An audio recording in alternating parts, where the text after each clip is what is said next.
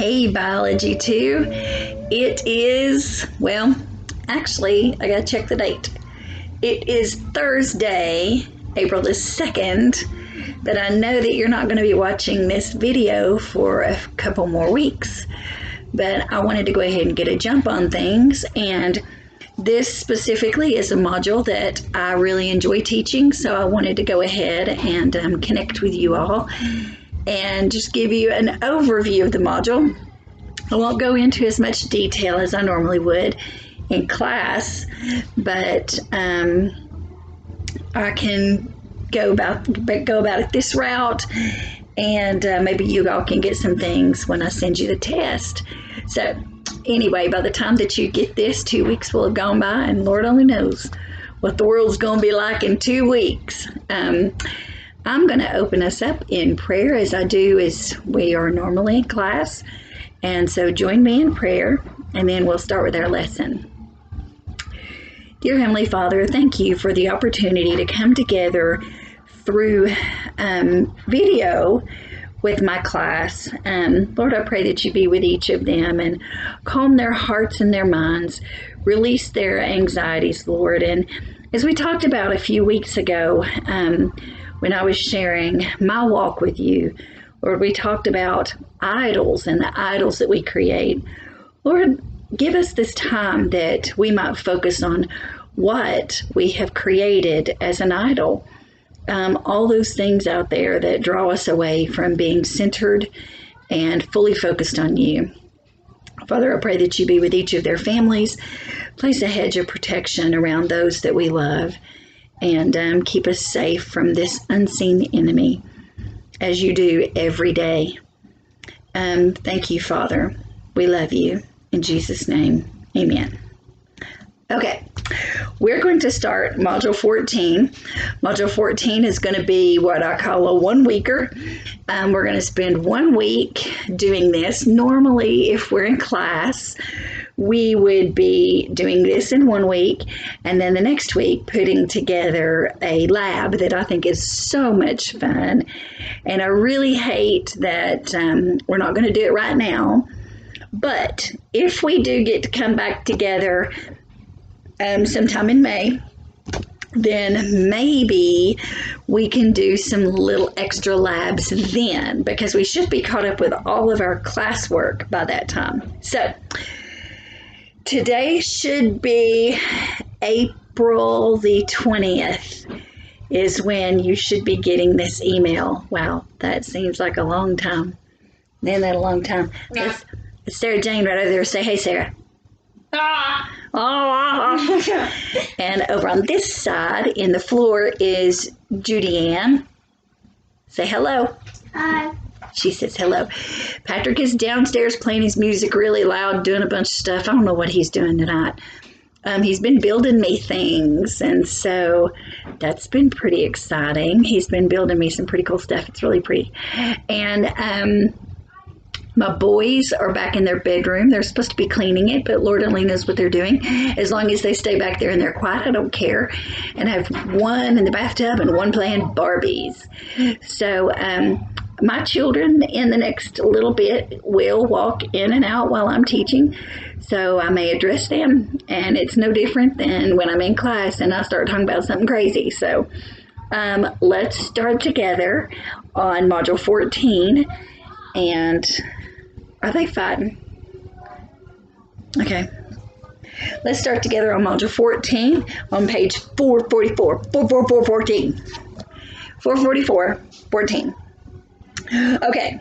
Like I said, I'm not going to do like I normally do. I'm just going to kind of do an overview. Okay. Let's see. We're going to go into page 445 because that's where the cool picture is. You're going to need to become very familiar with this picture, because a picture similar to it with a little bit more detail is on your test. So first we need to talk about your upper respiratory tract and your lower respiratory tract. Basically, the part of the respiratory system containing the nasal cavity, the paranasal sinus, and the pharynx. That's your throat. So basically, right here to here is your upper respiratory system. Your lower respiratory system is the part of the respiratory system containing your larynx, your trachea, the bronchi, and lungs. So the upper respiratory system is your nose. It goes through your nose, your sinuses, and the back of your throat. Everything from the throat down to your lungs is the lower respiratory system. Each part has its own function. The nasal cavity has a couple of functions.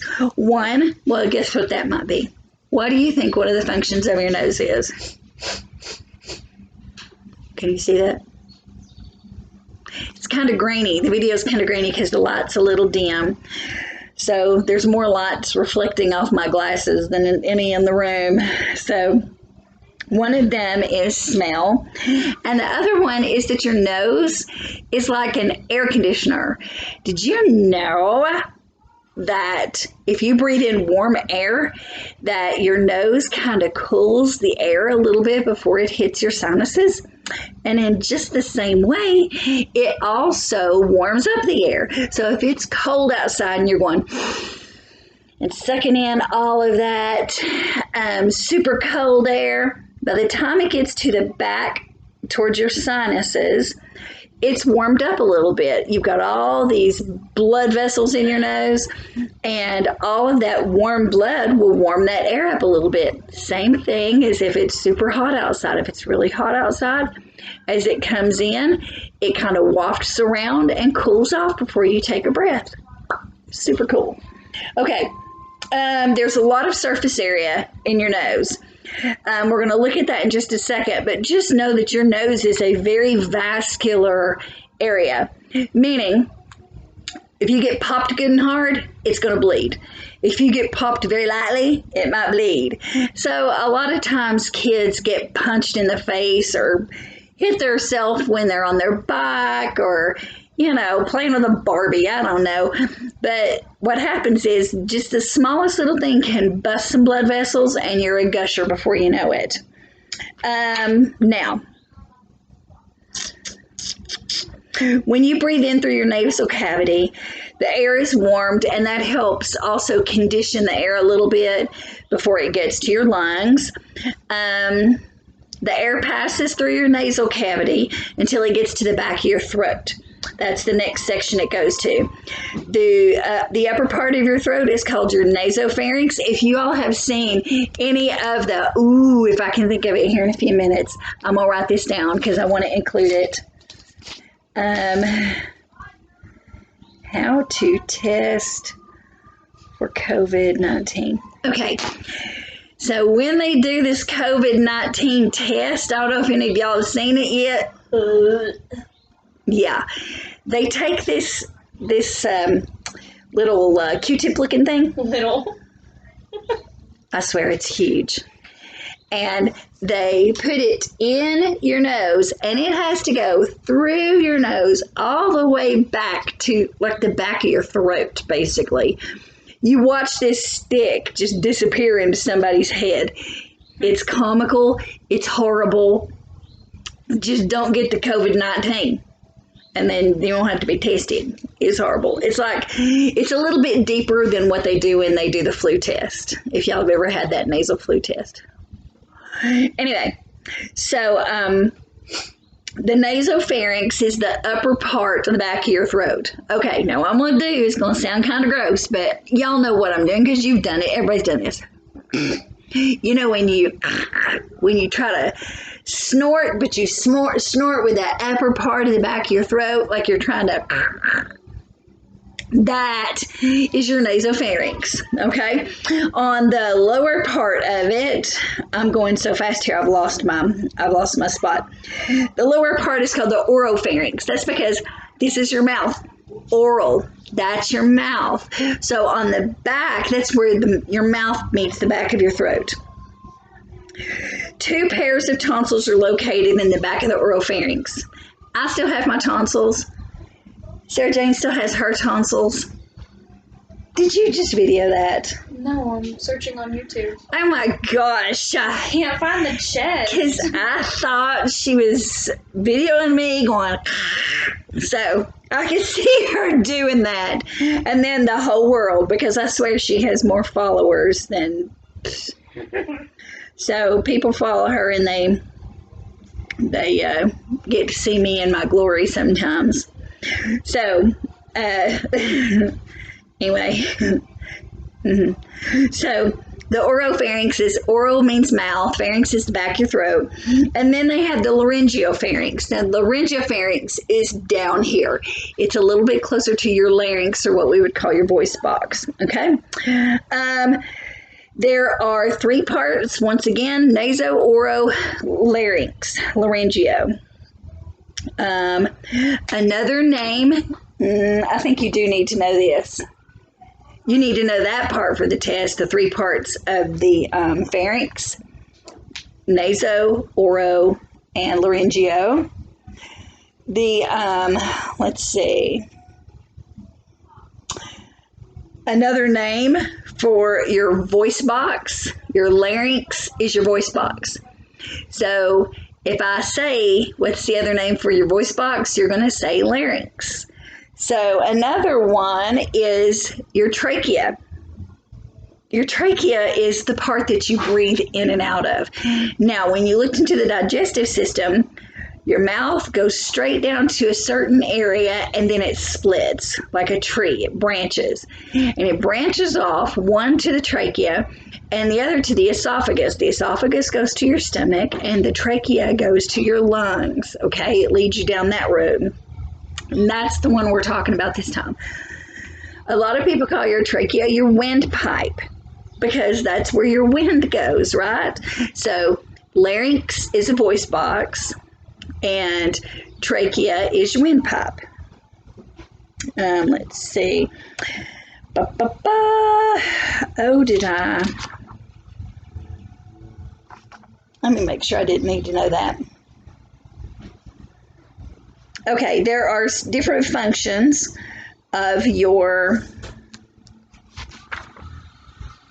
hang on, it looks like I've skipped something here and I don't want to do that. So,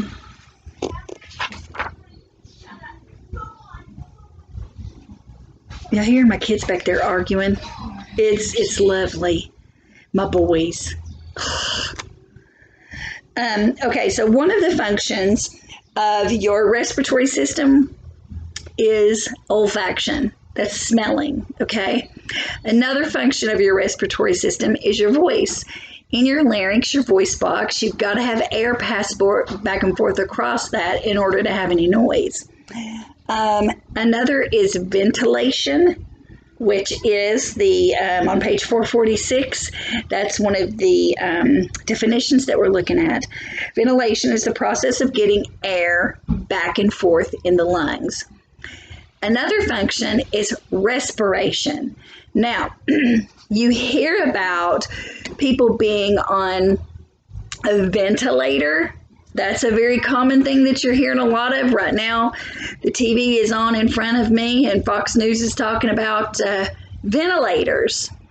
So ventilators are what puts air in and gets air out.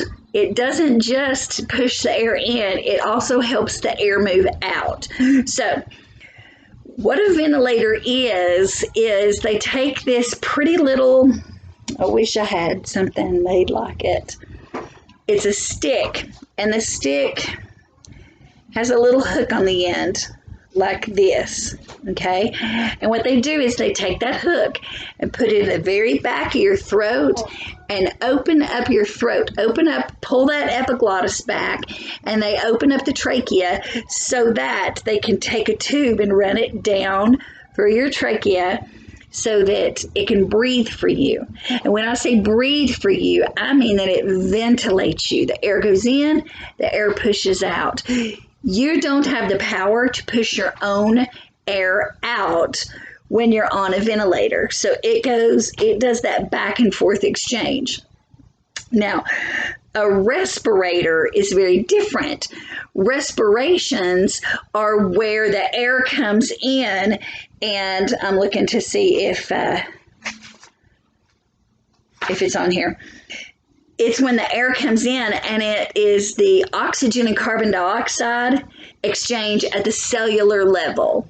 Okay, so, and there's one of them. There's two different kinds of respiration. That's the external and the internal respiration. The external is the process where carbon dioxide and oxygen are exchanged between the alveoli and the blood. So the alveoli and the blood, where the internal respiration is where the carbon dioxide and oxygen exchange at the cellular level.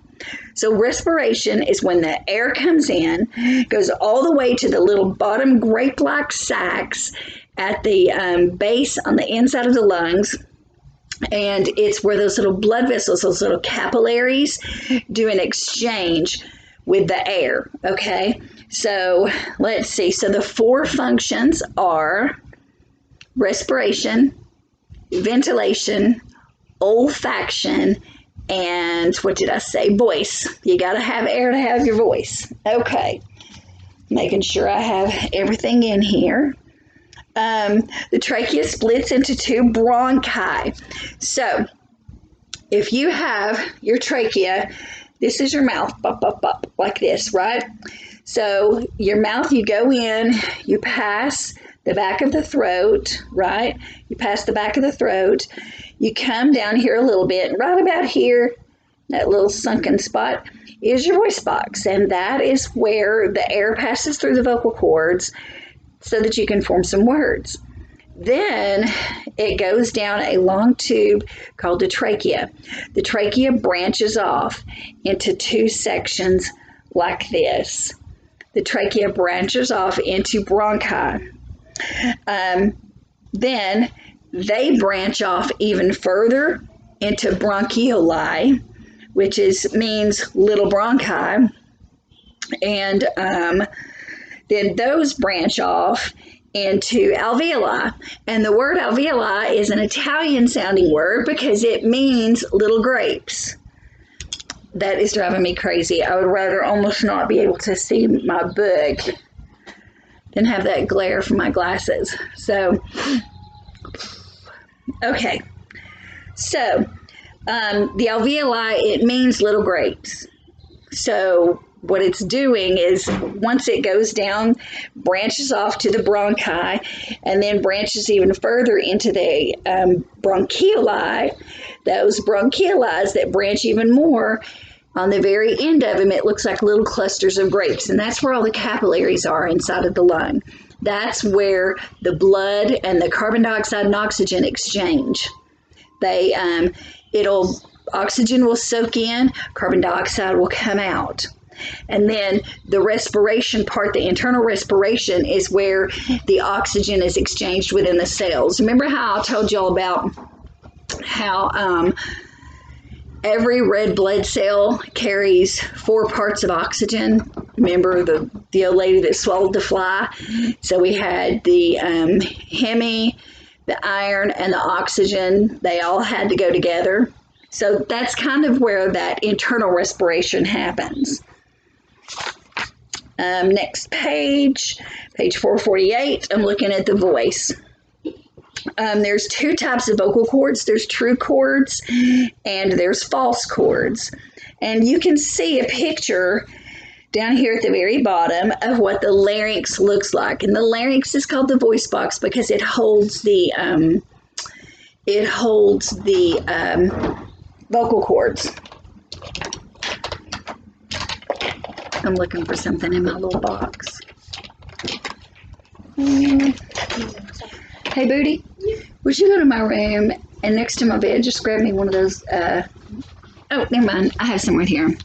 I need some chapstick. My nose, I've got allergies like crazy right now.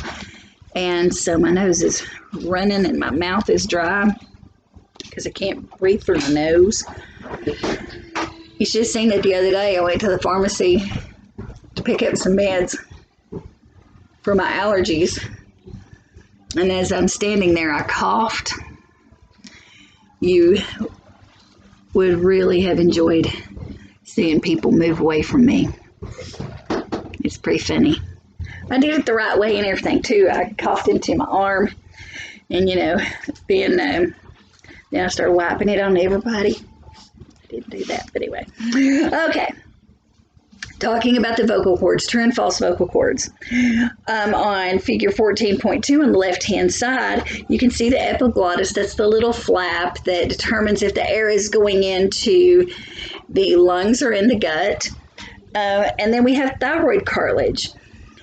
Thyroid cartilage is the cartilage that holds your little butterfly-shaped gland in place. So, the next one over to the side, you can see a vertical cross section. That means that it has been cut up and down, okay? So at the very top, you can see the epiglottis at the very top there, and then you can see on the sides there where that thyroid cartilage would be. You can see the shape of it kind of goes like this. Those two little flaps, it's pointing to your true vocal cords. Those two little flaps. The reason that they call that a true vocal cord is because it's directly attached to the sides of the esophagus. There is some material there. There's these cool rings that helps. You can see the rings there. They have little muscles inside of them, very similar to your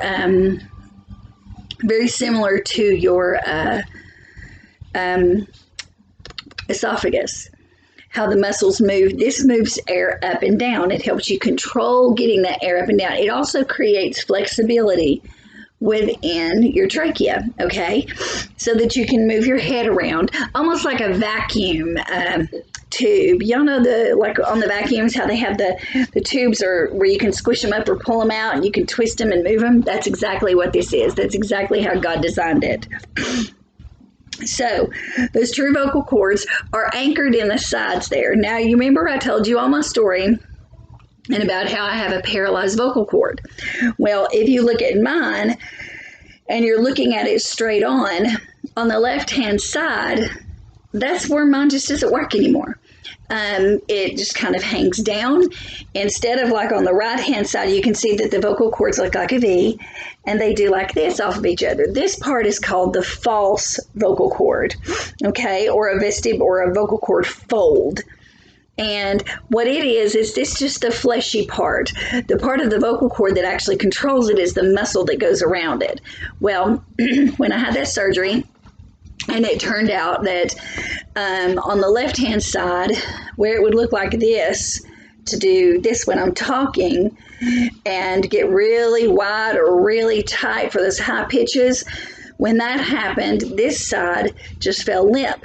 So this had nothing to bounce off of, so I didn't have much of a voice. It was a very deep, raspy whisper. So the doctor went in and put in a moon-shaped, so if this is it, the cord is like this. It's a little half moon-shaped piece of plastic like Teflon. And what they did is they pushed it in, and then it gave something for that vocal cord to bounce off of. So it looked like this. And so now my voice is a little deeper, and y'all have heard me go, whenever I talk, I take in a really deep breath because it takes a lot of effort to push air past that one working vocal cord to make noises. I had to learn how to do that all over again. I had to learn how to talk and swallow, because all of those things are in conjunction with your vocal cords. It's absolutely crazy. So that's really cool, though, how that happens. Now, let's see. I'm going to skip. Let's look at the muscles and mechanics of ventilation on page 450.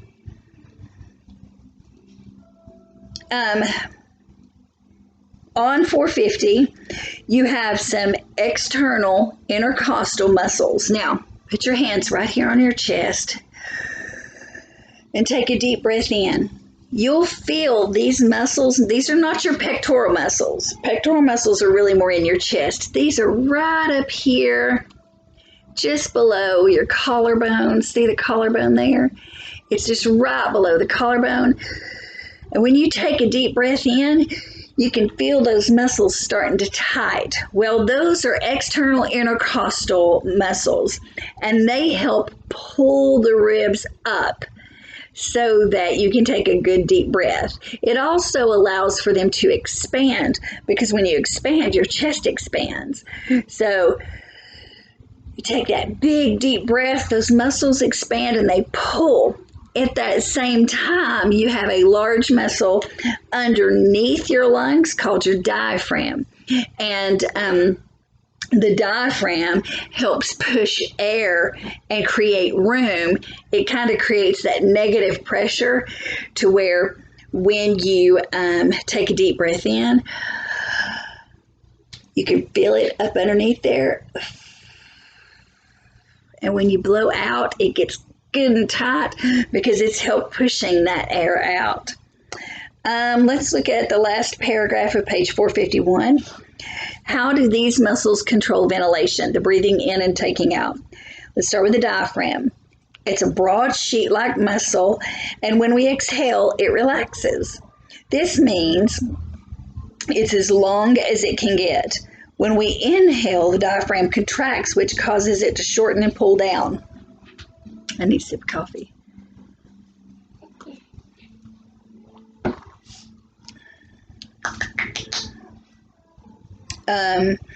It pushes down on the abdominal organs below it, which increases the size of the cavity in the chest. When this happens, the lungs expand, and it causes air to rush into them through the nasal cavity or the mouth. When, let me see.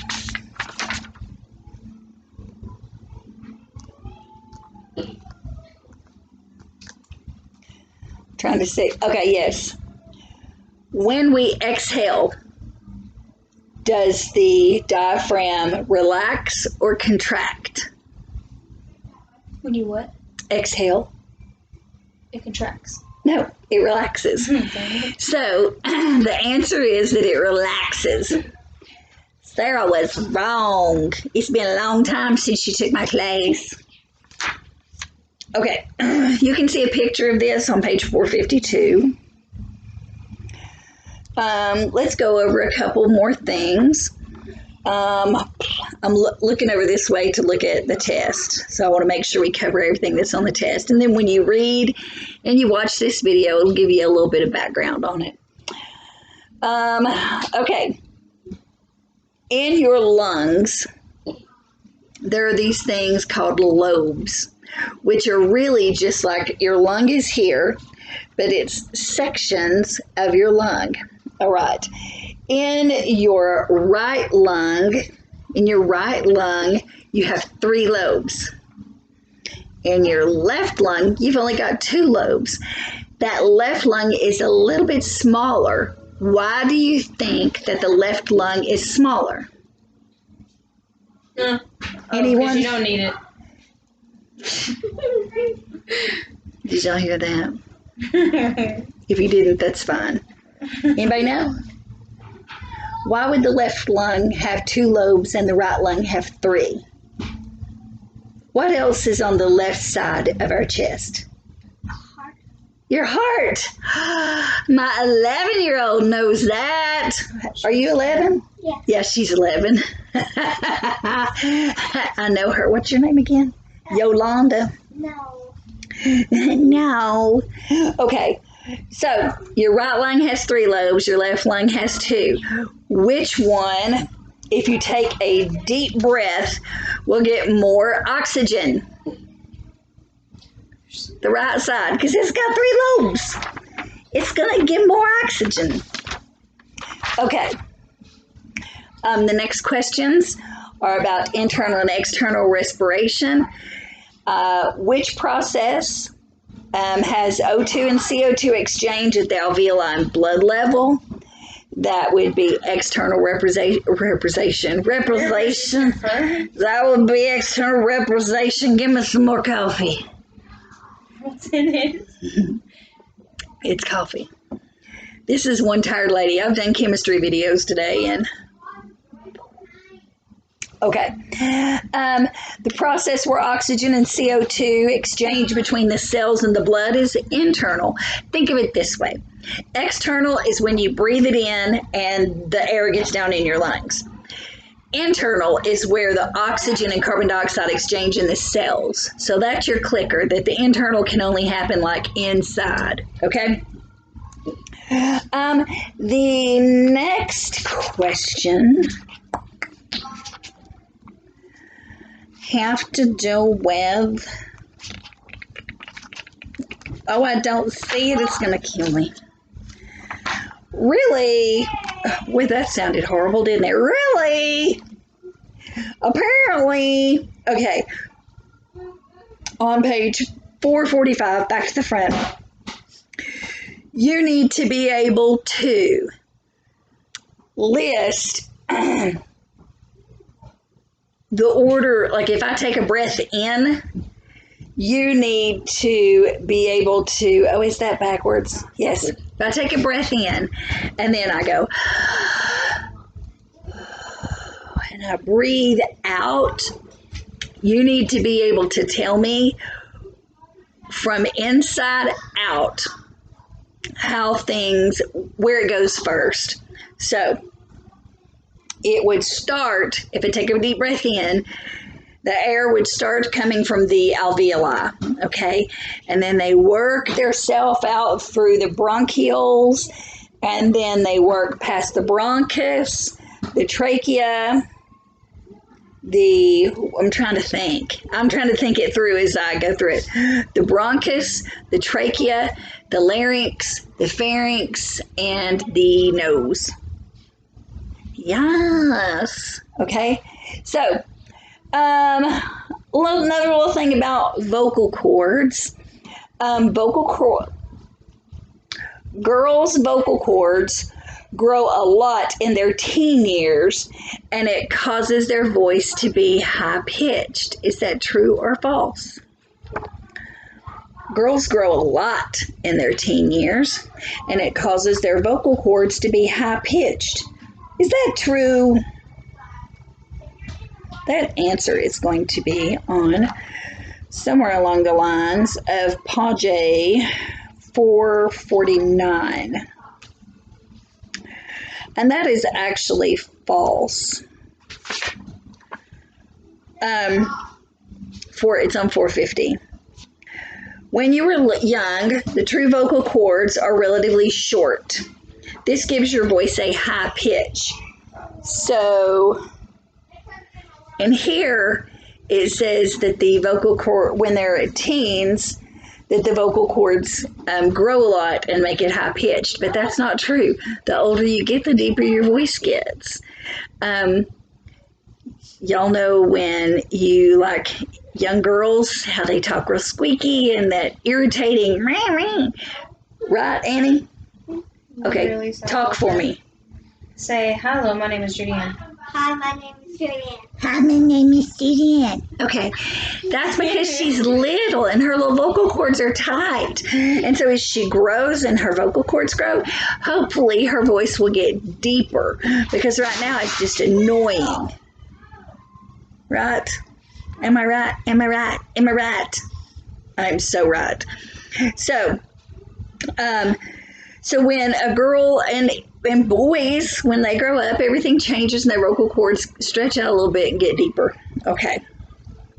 The length of your vocal cords affects the pitch of your voice, but you vary the pitch by the thickness and tension on the vocal cord. The thinner you make the vocal cord, the higher the pitch. I wish I could do that for you. I can't do that because there she did it. Now, okay, you make the noise and I'm going to show how it is, okay? Okay. That did not work as planned. Okay. She's over there playing a video game. She's not watching me. She's just squealing.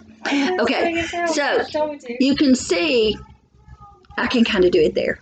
Okay, you can see right here, my vocal cords, my voice box It's right here. So when someone goes, oh, hey, I kind of did that. Did you hear that? So when somebody goes, oh, notice how this area goes in, okay? But when somebody's going, oh, when they're trying to get lower tones, they're not pulling them. They're very thick and together. But if you want to get a high tone, you try. See, I can barely do that. That sucked. But I can't even go that. yeah, The really. Ariana. She's thinking she's all Mariah Carey. Okay, and this is why my kids don't come to class with me, because we stay on focus in class, right? Okay. All right. So, another aspect of the voice is that there is resonance, and there are air chambers. Did you know that there are air chambers in your body inside of your sinuses? There's hollow points inside of your bones and your chest. Have you ever been to like a concert and the drums make your chest go boom, boom, boom, boom, and then after you leave the concert you can still feel it in your chest? That is resonance. I think that's the coolest thing. So that is so cool. You've got a lot of resonance inside of your skull, and that is why a lot of times, can y'all hear that? Because see, I can hear it. I can hear the tap inside my head. Can y'all do that? You can feel that tap inside your head, and you can almost hear an echo. You can hear it. Yeah, you can hear Annie's echo because her head is hollow. No brain. I'm so sorry. Should I've not have a brain? Okay, so it's too late in the evening for me to be doing this. Okay, but I wanted to do it because I think this is kind of fun. So there is resonance. There is hollow spaces in the body where it almost makes an echo and you can hear it better. There is also articulation. That is the ability to make the intricate sounds of speech. I am real good at this. Should hurt my feelings. Although it's obvious that you use your tongue and lips for this, you might not be aware that you use your pharynx, larynx, palate, and teeth as well. When you are trying to pronounce words correctly, you often use your lips, your throat. Watch how my voice does right here. And your teeth when you're trying to express something clearly. I just spit all over this thing. And there we are. Let's see. You can produce large sounds by the resonance of sounds in the body cavity. True or false? Go, Annie. Go ahead. Go ahead. It's true. It's true. Woohoo! Don't do that again. Okay. Let's see. Now we're going to briefly talk. This is the next to the last page. So we're going to briefly talk about lung diseases. Now, I can hear a kid coming up the steps. Boom, boom, boom, boom. It sounds like a herd of cats. Be quiet, please. Yes. This is important work I'm doing here. Go on.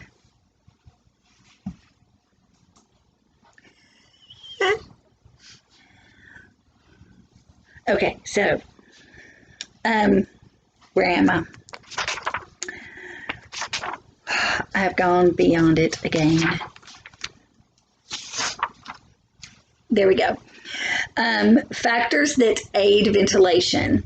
Things that can help or hurt the way that you take in air, okay? One of the diseases that we're going to talk about is emphysema. And what emphysema is a disease that you don't have a hard time getting air in. You have a hard time getting air out. And one of the biggest problems that these people have is that, one, the emphysema itself does serious lung damage. Imagine taking a breath in, but only getting small bits out. You know how when you take a breath in and you hold it and your lungs start to burn and you feel like you're going to choke. Well, that's what people with emphysema have. That's how they feel. And that is the disease that my mom died from. And I can tell you that it is a horrible disease. It is caused by smoking. On occasion, it can be caused by pollutants in the air. Some people have had emphysema. A small percentage, let me say that, a very small percentage of people have had emphysema that never smoked. Some people live in a house with a smoker. And like when I was a kid, I was raised with parents that smoked. Both of my parents smoked in the house, smoked in the car with the windows rolled up. I swear, I'm surprised I don't have any worse brain damage than I've got. But more so than that, my mother and daddy both had severe lung damage. Like I said, my mother had emphysema and she died with it. And it's taking that deep breath in and not being able to get the air out. So when the air comes in, what do you think that would, at a cellular level, can you think of how that could damage things? Imagine when you take air in, the oxygen goes in, but the carbon dioxide does not get out. So these people have an abundance, like too much carbon dioxide in their bodies, and that carbon dioxide turns their blood acidic, and they get very, very sick. And that acid will even scar the lungs, so that by the time that they have died with emphysema, their lungs are scarred from all the way from the bottoms to the top. And I remember being in the emergency room with my mother that last time, and they showed us her chest x-ray, and every space in her lungs was gone. They were pushing air in and pulling it out. And so I remember seeing that, and I'll never forget it. I mean, it's been 16 years, and I can still, if I shut my eyes, when my eyes open, I can still see what that x-ray looked like. Being completely scarred over. Her little lungs couldn't take in any more air and couldn't push out any more air. And it was really pitiful. This happened a lot with coal miners because they brought in so much of that dust and their lungs had to fight to get air in and out. What would happen is their lungs would start to get damaged. When they would breathe in, they could not only get the air out, but they couldn't get that dust out. So their lungs held on to that, and later on developed a condition that we called black lung. So it's where they hung on to all that soot. Let's see. The next disease we're going to talk about is a pneumothorax. Anytime you hear the word pneumo, you can associate it with the lungs. So pneumothorax is air in the pleural cavity, which leads to a collapsed lung. What it is it is an air pocket outside of the lung. So a pneumothorax, people call that a collapsed lung. If y'all have heard people say, oh, she had a collapsed lung. It happens a lot of times with accidents. Like if somebody's in a car wreck and the wheel gets them in the chest, or it pushes up, something hits them in the chest. A lot of times it'll break a rib and the rib will puncture the lung, and then air will escape the lung and get into the space outside of the lung. And when that happens, the pressure is lost and the lung deflates. And there is a negative pressure, and that's part of the lab that I want to do. So if we can't do the lab in class, for some reason we don't come back to school this semester, if we can't do the lab in class, then I will tell you what supplies to pick up at the store or to order, or see what you've got around the house, and maybe you can do it at home, because it's a lot of fun. It's where you create an artificial lung at home, and it's a lot of fun. So a pneumothorax is that space. Now, what they do to fix a pneumothorax is to take, I'm not kidding you, looks like a clear water hose. They take this water hose and they, see if I can see it right here or wherever it's in the top, bottom, wherever it's at, they cut a hole in the muscle between the ribs, and they take that water hose and push it in. Now, water's not coming out of it. What will happen is the fluid that accumulates in those spaces and the air, they punch it in, then they take some Vaseline, put some Vaseline around the hole where the water hose is. They put some Vaseline around that as it's connected to you. The Vaseline, the water hose, and then they put some Vaseline saturated gauze to give it a watertight seal, and then they all but duct tape it. They wrap it up in tape and push it to you, and they will leave that in there. The water hose is attached to a little box where a pressure setting is, where it pulls some of the air and the fluid out of the lung so that the lung will reinflate. It is so super cool. But they are painful, and people who have them hate them. Let's see. Let me look at another one here. Another disease is, remember how I said emphysema keeps you from breathing out? So it affects exhalation. A disease that affects inhalation is called asthma.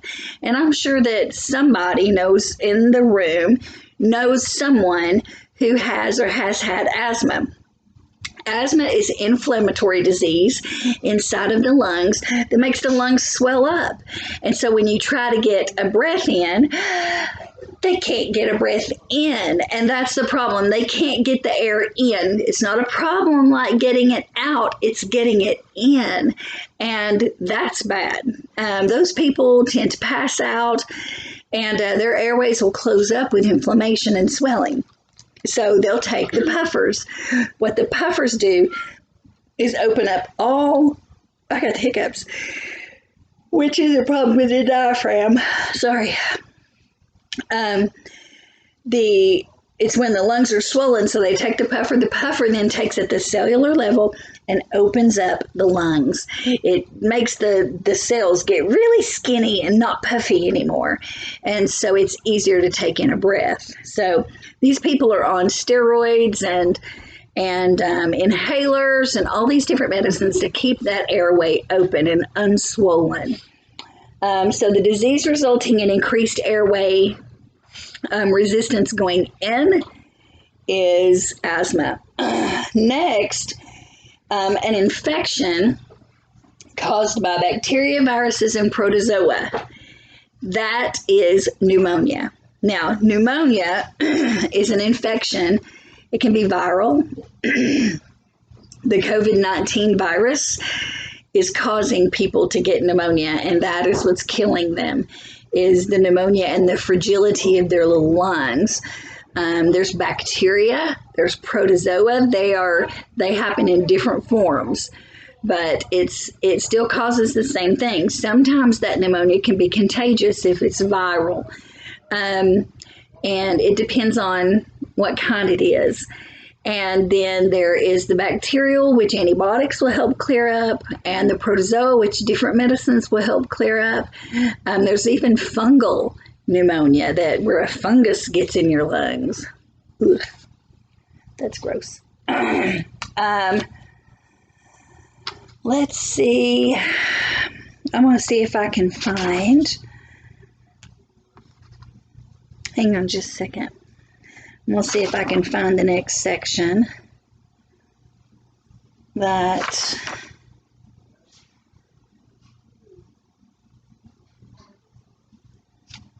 you need to know.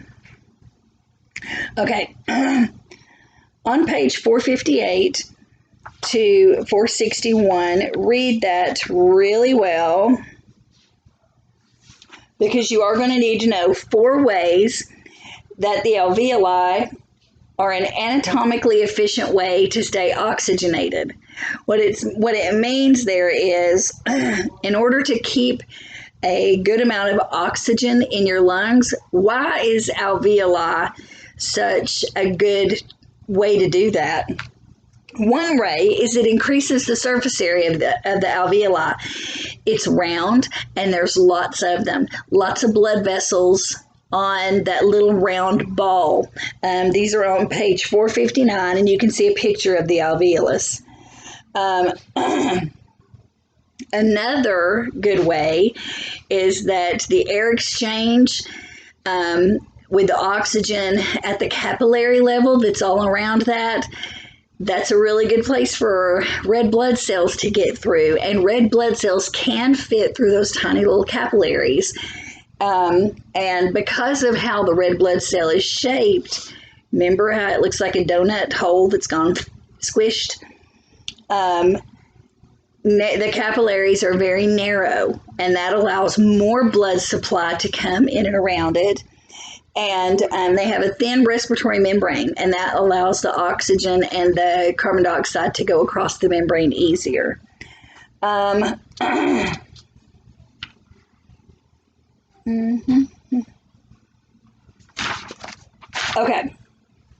The next section is on page...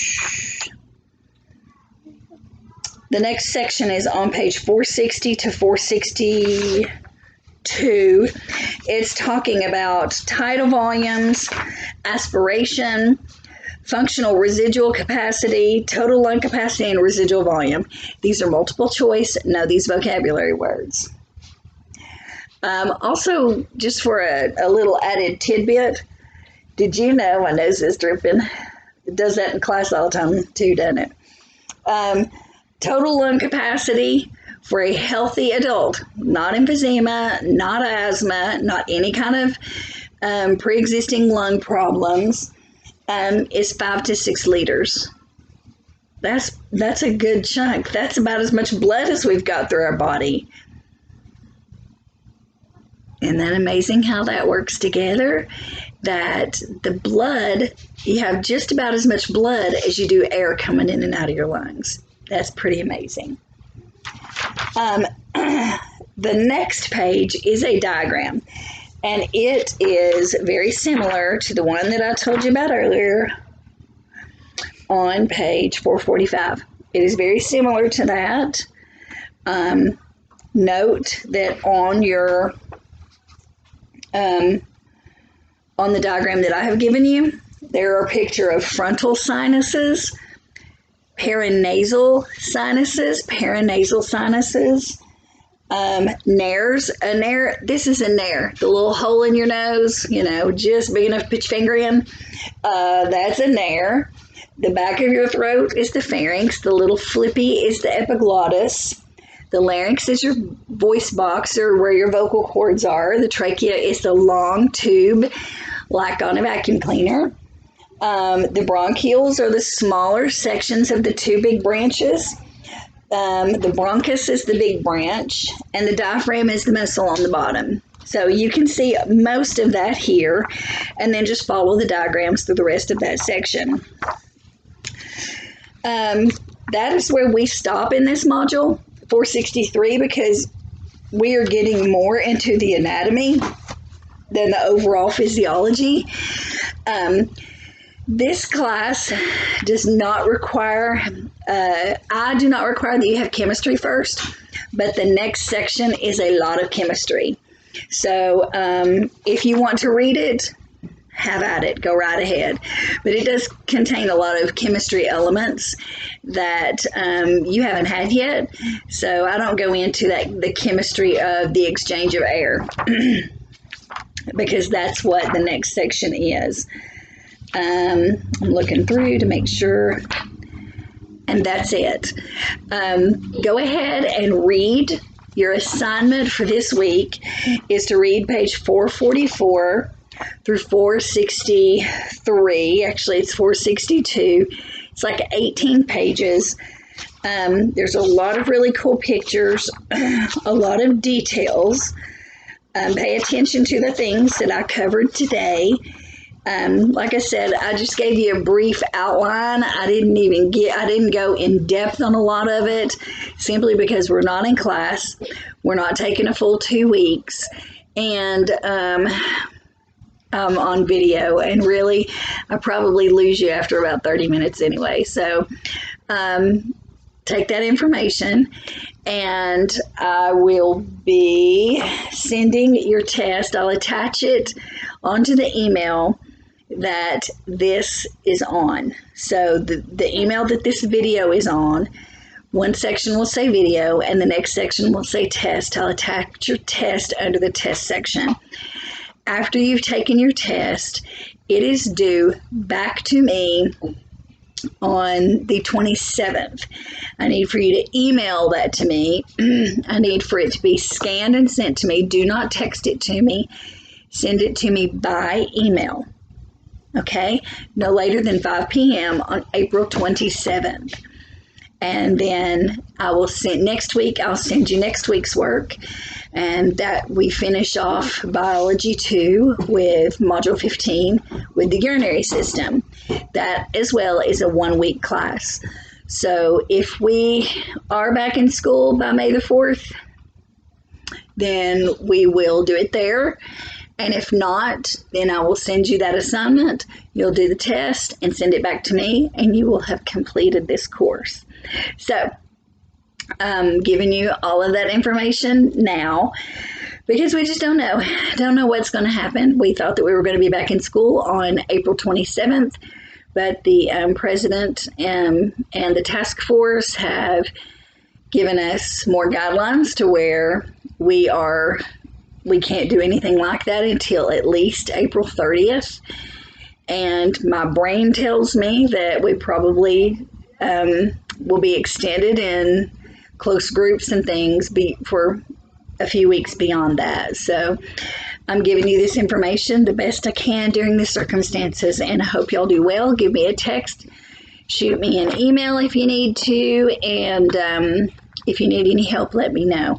Like I said, the test will be on here, the video will be on here, and you should have everything you need. If you need anything else, let me know. Bye. I gotta learn how to turn it off. There you go. Bye.